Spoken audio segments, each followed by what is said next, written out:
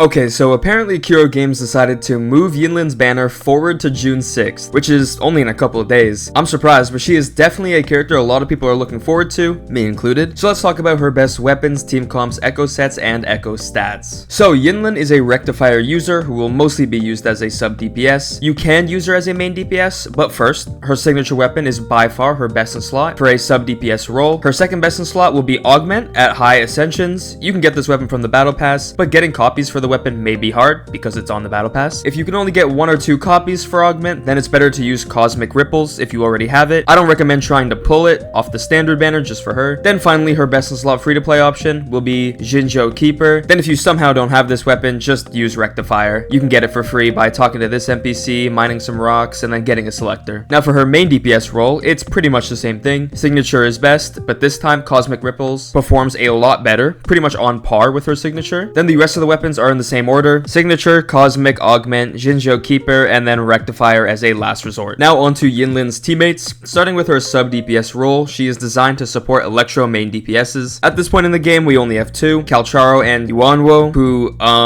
yeah, we're not going to talk about him. So Calcharo will be her best DPS to support, and then Verena will be the best healer slash buffer to finish the comp. This is her best team, but Verena can be replaced with Jiyan or as a last resort Bai Ji. And if you don't want to use Calcharo or Yuanwo, then use anyone who basic attacks like Danjin, Ling Yang, Havoc Rover, but they're not going to get as much value. Now Yinlin in a main DPS role, so since you're going to be playing her on field, her best buffer slash sub DPS will be a basic attack buffer. Sanhua is by far the best for this role, and then again you can finish the comp with Verena as her best, Jiyan if you only want to buff Yinlin's ult, or Baizhu. Okay, onto Yinlin's best echo sets. No matter what, her best in slot will be the 5-piece Void Thunder set hands down, with a cost spread of 4-3-3-1-1. For her main echo, you want the Tempest Memphis, and although the Thundering Memphis works, it has a much longer attack animation. Then for her 3-cost echoes, farm Flautists and Violent Feathered Herons, and then here are all the 1-cost echoes that can drop with the Void Thunder set. Arrow Predator, Electro Predator, Fusion Warrior, Rocks, Streetlight, and Lizard, the small ones only. You can also just go into your data bank and track based on set if you didn't already know. But let's move on to stats. So the main stats Yinlin wants for both of her builds are crit rate or crit damage, whatever you need more of. For example, if you're using a crit rate weapon, then crit damage will be better, and she does have some crit rate in her kit. Then both her 3-cost echoes should be electro damage percent, and the 1-cost echoes should be attack percent. Finally, her substats are pretty straightforward. As a sub DPS, you want your echoes to have crit rate and crit damage, then attack percent and flat attack, and then in the final slot, energy regen. For her main DPS role, you want your echoes to still have crit rate and crit damage, then basic attack damage percent and resonance skill damage percent, as she will be spamming that the most. Then for the final slot, you want resonance liberation damage percent. All these substats are ordered in priority. So big surprise that Kuro decided to shift everything up. This includes events.